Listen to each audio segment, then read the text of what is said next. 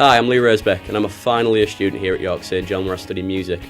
Thanks to my passion for music, I've been lucky enough to do a lot of practical based workshops in the community, in particular in schools with young people.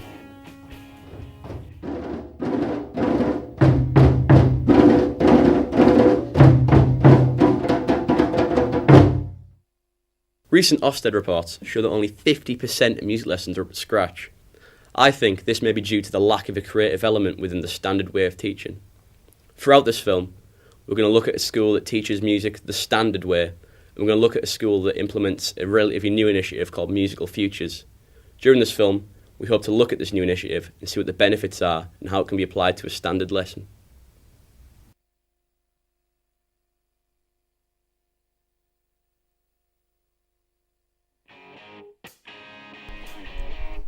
To begin with, I'm going to visit Longfield Secondary School, where I used to study. I always enjoyed music there, but on reflection it did have some problems. Currently, they teach the standard music curriculum, so I hope to find out what some of the problems with this approach are.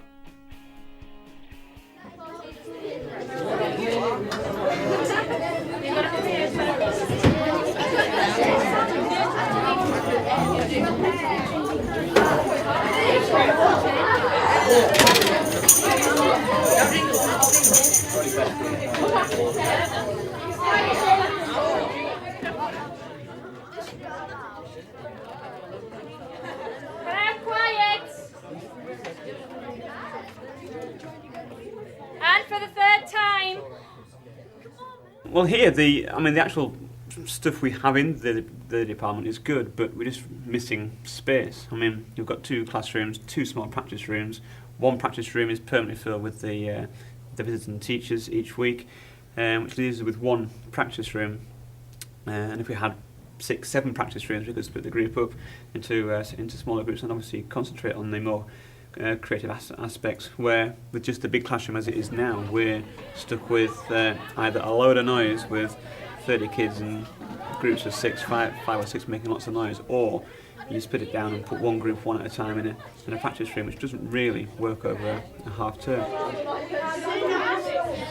I would, in year 7 and 8, maybe keep it to the limit, and then limited percussion and keyboards and things like that, but then in year 9 totally expand it out, because that's when they start to get bored, that's when they start to lose interest in anything that you're trying to say, and that's when letting them go and do their own thing and be a group if that's what they want to be, that's when that could really be useful, because then they're still doing music, they're still really enjoying it, and it's not boring for them. Having seen a standard music class myself, I can't help but feel there's not a lot of room for individual creativity. With this in mind, I'm going to visit Sunnydale Community College in Shildon, where the teachers there have completely changed the way they teach music. Right, start. When I start playing, you come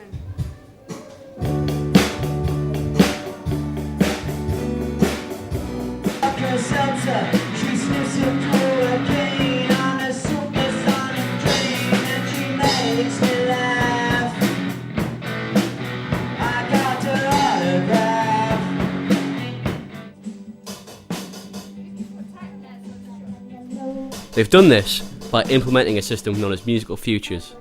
The initiative shifts the emphasis to practical group learning, where pupils have more input in the way they get taught. The whole idea of Futures really is that you take it as an idea of giving kids their own style, their own learning, and you adapt it really to suit your school. So lots of different schools do it in different ways really, don't they? They showed us 2 styles. They showed us different ideas, and we felt that the best way to go with our kids was to put them into this idea of them forming pop bands and doing cover versions of songs. Just you play the keyboard, and then when I start playing the drums, you come in, Shannon, and then when you come in, both of them start to go. It used to be boring when you used to just sit in the classroom and everything, but now we do all this, it's really good because we just get to every time just play different music and try something new every time. Music grades have definitely gone up. It's had a huge impact on our grades, but the school grades as well. We've just had an award, haven't we? We're in some of the category for the top 20, the highest achieving schools, most improved schools in the country, right across the country. So the schools' grades have gone up significantly, and I would like to think that Musical Futures has taken some part in that.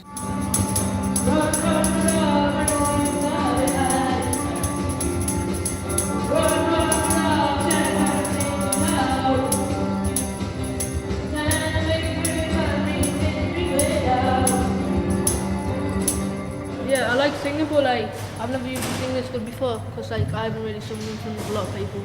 So and last time I did it, I got really nervous and I just couldn't do it at all.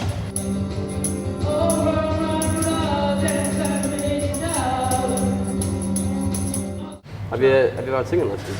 No, not at all. My mum said I'm a good singer, but like I've never really had a good like opportunity to sing in front of anybody really. What if you got singing lessons as part of your GCSE music? Would that be good for you? Yeah, that'd be far better because then I'd be more confident in myself. Yeah. And I'd probably be able to achieve like my goals. We learned how to play the instruments and we looked at sheet music and all that. And Miss Brown, which is our teacher, she used to help us to play like things like When the Saints Go Marching In and Twinkle Little Star and all that. And it sounds a bit boring, but when you're in year 7 and 8, it's quite fun. And then musical futures, it just opens your mind. It's amazing.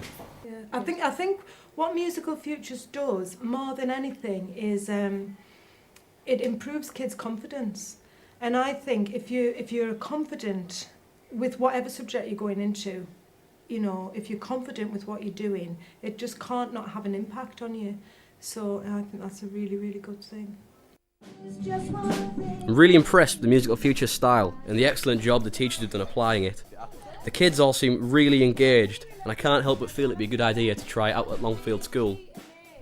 Nick Trenham has allowed me to run my own Musical Futures style workshop there. So if we get all the guitarists kind of together, if you want to play guitar, we like kind of gather a small circle around these guys.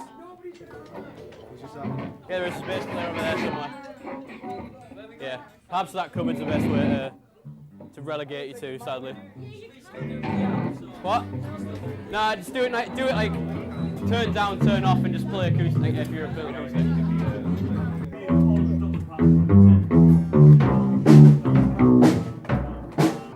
And I'm talking to myself at night because I can't forget.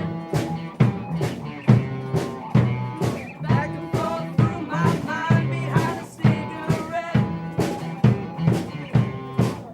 And the message coming on my eyes is that living alone. During the course of this film, I feel like we've only scratched the surface of the issue. But for me, it's clear to see that the current system doesn't work as well as it should do, and that there are other options out there that should be seriously looked into. After all, if there's a method of teaching music where kids enjoy and learn at the same time, then clearly it has something to offer.